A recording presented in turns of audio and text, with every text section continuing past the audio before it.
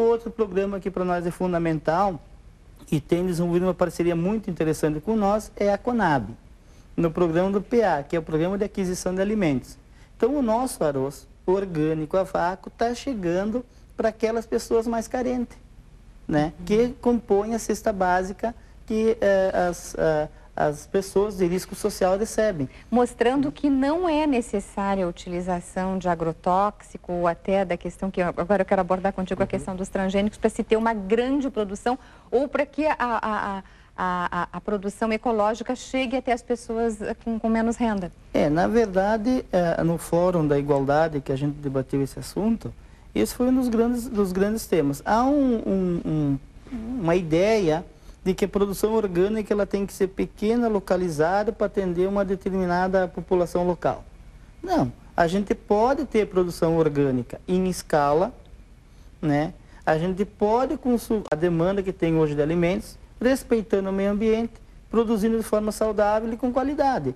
É uma questão de você decidir, de você querer, de você ter outros valores, a não ser apenas o econômico, e você tomar uma atitude e fazer o bem e produzir de forma sustentável para todos. Como é que se dá, Gabriel, a pesquisa de vocês quanto à questão das sementes transgênicas?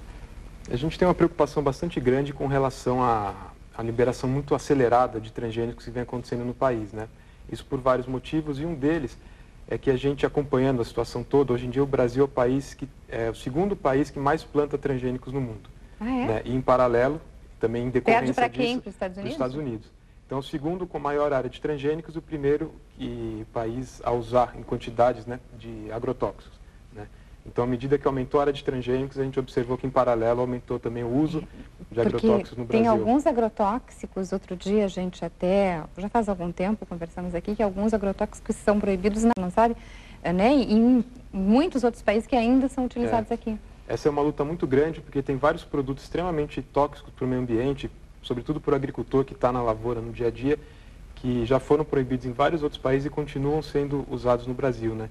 Então, algumas empresas, elas olham para o Brasil como uma reserva de mercado. É um mercado que ainda aceita produtos que são bastante prejudiciais, né? Então, isso é um esforço grande que a gente tem que fazer para conseguir tirar da nossa produção, né, e da nossa alimentação esse tipo de produto. Mas a questão dos transgênicos vai exatamente na contramão de toda a experiência que o Emerson está nos contando, né? Que a experiência deles é de fortalecer a autonomia do produtor, né, de ponta a ponta, desde da produção do grão, da produção da semente, até a comercialização, o beneficiamento do produto. E a gente vê que a proposta dos transgênicos é oposta, porque a proposta dela é de amarrar o agricultor cada vez mais aquilo que as empresas têm para vender. Então, o agricultor ele fica completamente dependente da compra das sementes. Então, todos os anos, a cada novo plantio, ele tem que comprar de novo as sementes. Toda a semente transgênica é patenteada. Em função da patente, a empresa em cima, então a semente do milho ou da soja transgênica é mais cara que do milho ou da soja comum. E junto disso vem todo o pacote de agrotóxicos também, né? Então, o custo de produção é muito mais elevado porque a dependência desses agroquímicos é muito maior, né? Então, se o custo de produção sobe e o preço do produto está mais ou menos estabilizado, isso achata a margem de lucro que o agricultor pode ter. E a agroecologia, né, aqui na região sul, em várias outras regiões, está mostrando que um dos principais benefícios talvez seja de reduzir drasticamente o custo de produção. Que ainda segura ainda mais, ainda retém ainda mais o agricultor, né, que fica muito mais dependente com essa questão de ter um preço muito limitado.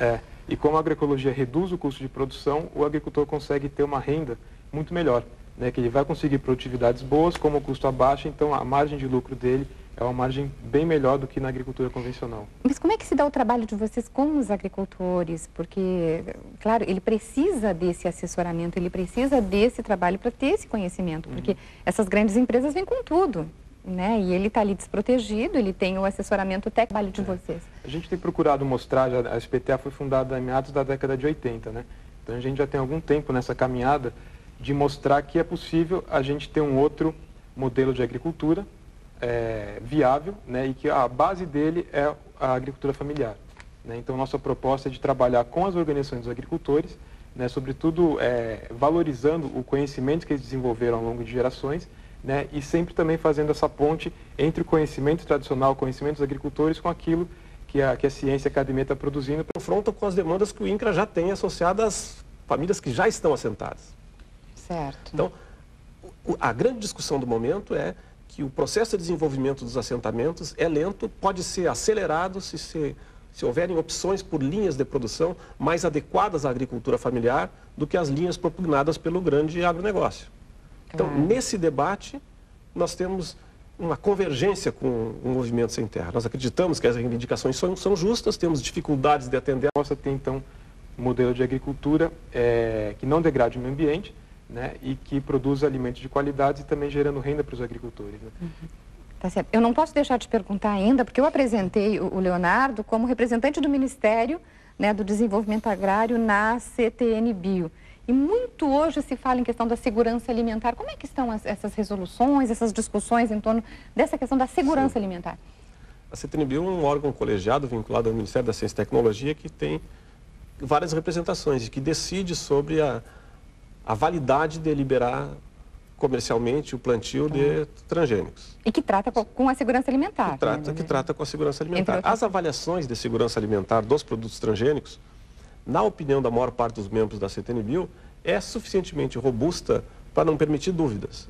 Na opinião de alguns membros, por exemplo, da representação do Ministério da Saúde, que trata de saúde, a representação do Ministério do Meio Ambiente, que trata de saúde, e do Ministério do Desenvolvimento Agrário, que trata da situação do pequeno agricultor, na representação dos representantes dos consumidores e da agricultura familiar, essa avaliação é insuficiente, equivocada e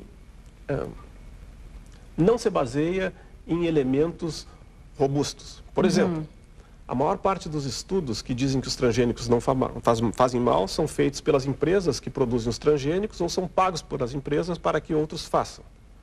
Existem alguns estudos que são necessários por lei. A CTN-Bio exige que para um produto transgênico ser liberado, ele seja dado em alimentação para animais em gestação, para se verificar o efeito sobre os fetos. Esses estudos não são feitos. E quem nos salva, então, se vocês estão nesse Existem estudos que deveriam ser feitos, estudos de longa duração, estudos que levassem animais durante duas gerações sendo alimentados com os transgênicos. Esses estudos também não são feitos. As decisões são tomadas por maioria com base no pressuposto de que avaliações de toxicidade aguda são suficientes para tomar decisões em casos crônicos. Se o cigarro fosse avaliado pela CTN-Bio, ele não faria mal à saúde, porque os estudos são feitos durante um período muito curto para verificar impacto. Então, eu faço parte de um grupo que acredita que nós estamos tomando decisões mal substanciadas, mas é um grupo minoritário que perde nas votações pela decisão da maioria. Acredito que a segurança alimentar está em risco e torço para que os oponentes tenham razão. Tomara que eles estejam certos, que esses estudos não sejam necessários. Então, muitos alimentos são testados na população. Se a gente conta que a CTN-Bio faça alguma coisa, mas está sendo testado na população diretamente. Essa é a percepção do grupo minoritário na CTN-Bio, do qual eu faço parte. Mas não é a percepção do conjunto. Na interpretação da maioria, os testes feitos com 11 dias, com 14 dias, com ratos, são suficientes para tomar essas decisões. Já que assim, nós temos 2 minutos, o que uma coisa importante que não possa deixar de ser dita na opinião de vocês, até pela experiência desse painel que vocês participaram, da reforma agrária, de alimentos? Eu acho que a gente tem que voltar a falar do contraponto, fora da liberdade, fora da igualdade. Por favor, então, Leonardo. Fale então, por favor, bom, encerrando. Esse tipo de oportunidade que nós estamos tendo aqui na TVE, ele é coerente com a criação da sociedade gaúcha, do Fórum da Igualdade na sociedade gaúcha, que é um contraponto ao Fórum da Liberdade, porque permite que grupos que sofrem relações desiguais, a exemplo dos assentados, a exemplo dos agricultores que querem produzir milho não transgênico, que não conseguem, porque o pólen transgênico, a revelia das decisões do governo, tem uma oportunidade de apresentar o seu ponto de vista e de justificar o seu ponto de vista e de buscar parceiros nessa tarefa que é difícil, de construir igualdade de oportunidades em relações tão assimétricas como a sociedade oferece. É certo. Gabriel, alguma questão? Fica muito evidente da experiência, por exemplo, do arroz ecológico, que a gente pode fazer em quantidade alimento de qualidade, fortalecendo a geração de renda nos assentamentos sem depender de transgênicos. Então, definitivamente, o Brasil não precisa desse tipo de tecnologia. Certo. Emerson, alguma questão final em 30 segundos? Eu quero será agradecer a oportunidade e convidar a população para que conheça nossos assentamentos e a nossa experiência do arroz ecológico e que não consomem produto transgênico. Nas feiras, onde é que se pode conseguir o arroz que vem proveniente de Nova Santa Rita? Na Feira Ecológica, Na Feira Ecológica, em Porto Alegre, nas quartas-feiras, no sábado, e na nossa loja no Mercado Público, 12 a 13. Ah, ali no Mercado Público, eu sou frequentadora dali, eu gosto muito da... 12 a 13 é a loja da Reforma Agrária, tem o nosso produto integral, orgânico. Aliás, grãos tem muitas coisas boas ali, né? É bem de frente para os ônibus, né?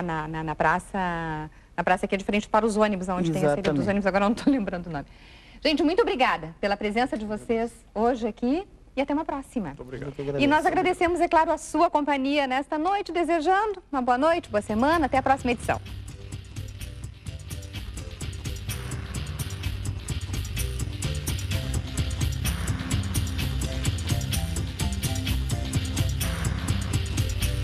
Estamos priorizando aquelas associadas ao desenvolvimento dos assentamentos. Nós estamos andando. É assim, Emerson, que vocês compartilham dessa, pelo menos nesse ponto, compartilha. Eu inicialmente queria agradecer o convite, dizer da satisfação de estar aqui. Nós realizamos na semana passada, no 17 de abril, várias atividades a nível nacional e aqui no estado, entre elas uma ocupação de terra, vários bloqueios em algumas rodovias, e outras manifestações para lembrar o 17 de abril, né, que fazem 16 anos.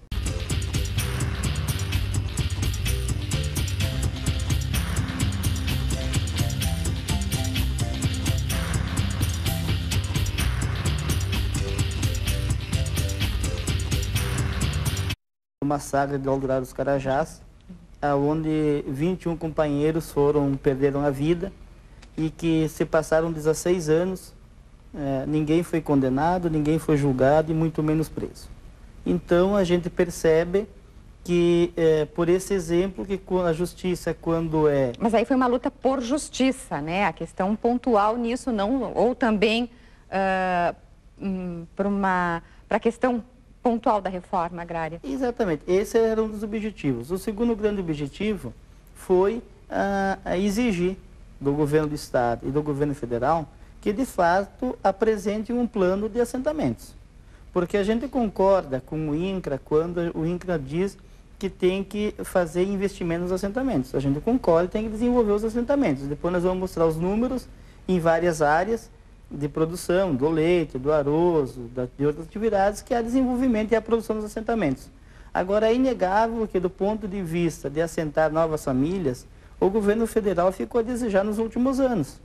E esse é o desconto que existe no movimento. E por isso essa pressão... Que é uma das pontas do movimento. Uma das frentes do movimento. Então a gente tem que se preocupar em desenvolver o assentamento das famílias assentadas, mas também se preocupar em proporcionar condições, né, para aquelas famílias que ainda estão nos acampamentos serem assentadas. Porque a gente parte do princípio de que a pessoa vai conseguir cidadania, melhorar de vida, conseguir ter uma habitação, proporcionar futuro para os seus filhos, escola, desenvolver no assentamento.